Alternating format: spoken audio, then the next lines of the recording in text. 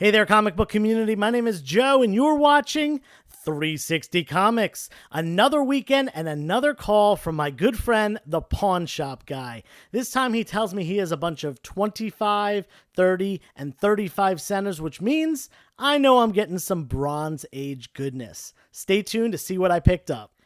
As promised, we are trying something new in the month of September for giveaways, and that is weekly giveaways. So you're going to have a chance to comment on this video, my Wednesday video, and my Friday video this week, and then I will be picking a winner on Sunday for this book right here, Batman number 497, the classic story, classic die-cut cover, Breaking of the Bat. Don't miss out on this. Make sure you subscribe to the channel, give this video a thumbs up for a like, and leave a comment down below for your chance to win. Quick recap before we get into it. I have bought from this guy about 10 times. He's the former owner of a pawn shop, and when his store closed down, he put everything he had into storage, and now he's liquidating all of that back stock. I bought some absolutely incredible stuff from him, including Silver Age Avengers, Fantastic Four, and Thor, and tons of stuff from the Bronze Age, including what I mentioned already, as well as some absolutely amazing Spider-Man stuff. Check out my other videos to see that, but let's get into it for today. First up, we got Godzilla number 1. First official appearance of Godzilla in comic books, and, just an all-around amazing cover. This is a character who is not going away anytime soon. One of the main, what are they called? Kaijus? Like the main, monsters from the Japanese monster franchise. I believe they're called Kaijus. Don't quote me on that though. But anyway, they keep doing reboot after reboot after reboot, whether they're good or not. But we're going to continue to see Godzilla for years to come. That is for sure. Great book, and one that I've actually never owned as well. Next up, we've got, this one's a little minor book right here. Kazar number 1. There was a big run of Kazar, but unfortunately, really number 1 is the only one that holds value. I believe this is the first ongoing Kazar series. I think there was one prior to this, but it was only like a short little run, not anything extensive. But yeah, there were a bunch of these in here. Again, issue number 1 is really the only one that holds value. Next up, we've got a bunch of jungle action books featuring the Black Panther. Now, I'm not super well versed on these because it's not something that I've ever really collected, so I do want to get out Key Collector right now so I can tell you the significance of all these books.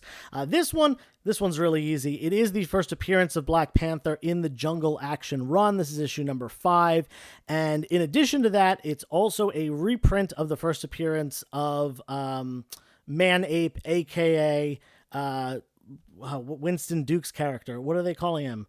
I'm totally blanking on this. MCU character M'Baku. Wow, I just totally forgot that for a second. First appearance of M'Baku, the reprinted version, but nonetheless, it's in a different run.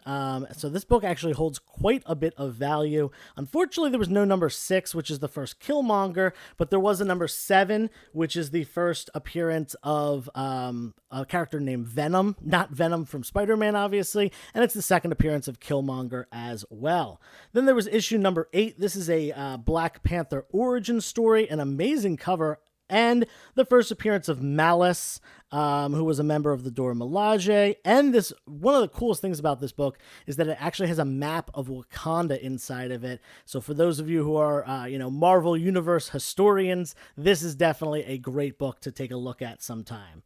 Then we got issue number 9, the first appearance of Baron Macabre, right there. And then issue number 10, the first appearance of King Cadaver. And pretty much all of these books have a first appearance in them or something significant about them. This is the first appearance of Lord Carnage, spelled Karnaj. And isn't it funny that a character named Venom, followed up by a character named Carnage, appears in this run and then was utilized in Amazing Spider-Man? I wonder if they did that on purpose. I wonder if the Spider-Man characters that came, almost 20 years later were maybe a little bit of a reference or an homage to this run. I don't know. It skips ahead a little bit here to issue number 14. This is just a classic story, The Panther's Rage by Don McGregor. Is listed on Key Collector, though. And then it skips on again to number 17. This is the death of Killmonger, obviously something we've seen in the MCU. Maybe we'll see him again. There's a lot of thought about that, which brings me to the next book right here, number 18, the first appearance of Madam Slay, who is a love interest of Killmonger and the person that resurrects him. Will we see that character in the MCU? We're getting a Black Panther movie very soon. Definitely could be the case. He could be coming back. He could be the next Black Panther. I would love that personally. I think Michael B. Jordan is great. And the last couple books here, we've got issue number 19 and 20. And these issues are awesome because it's Black Panther versus the KKK. And there is just about nothing better than a black superhero beating up the Ku Klux Klan. I think that's awesome. This is actually a 4-issue run, 19, 20, 21, and 22. And I believe the one that holds the most value is this one right here with that swift uppercut to a Klansman. Love to see it. But yeah, there was only 19 and 20 in this collection, which is all good. It's at least half there, and it does have the most coveted of those books. Now check out this next thing. I'm going to show you the whole panorama view of all of these books in this next run. We've got the entire complete 41 issue run of the Invaders. Check it out.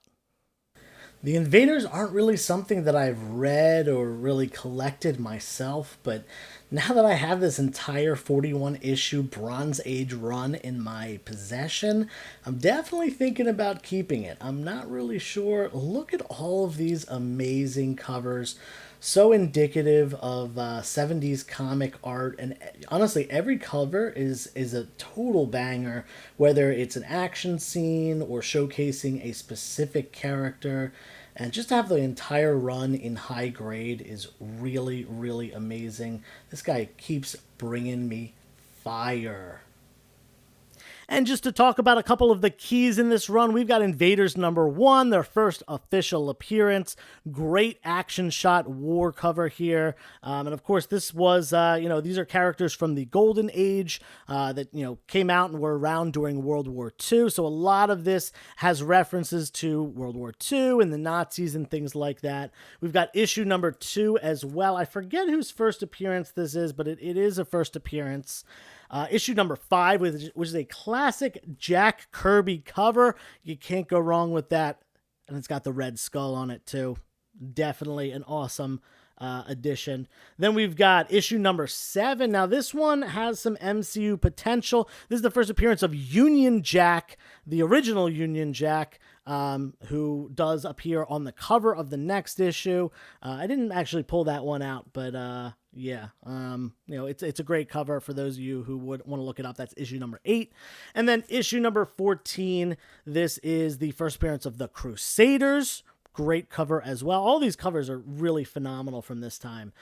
Issue number 20, this is the first appearance of the second iteration of Union Jack. This time, he's on the cover for his first appearance, and this book is actually worth a lot more than the other 2 issues, the first appearance and the first cover appearance of the original one, which you don't see very often. It's usually the OG that harbors the most value, but that is not the case with Union Jack here. I don't know why.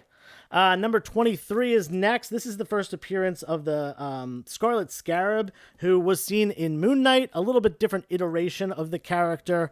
It seems like her father may have been like the original one. And then we've got Layla as the Scarlet Scarab of the MCU. This one is the original Scarlet Scarab, and then his son does appear later as the Scarlet Scarab in the Thor run, I believe it is. Then we've got issue number 29. This is the first appearance of the Teutonic Knight, who's like a demonic Nazi guy. He's like I forget exactly his backstory, but really great. Probably the best cover in this run, in my opinion. And just obviously a character that everyone can root against. Then we've got issue number 32. This one I definitely want to read this one because it definitely has a great story, according to Key Collector. In this issue, Hitler takes control of Thor and uses him as a weapon against the invaders. I think that is a pretty cool premise. Definitely want to check it out and see how it was done. And as you saw before, the entire run was in there, issue 1 all the way to issue number 41.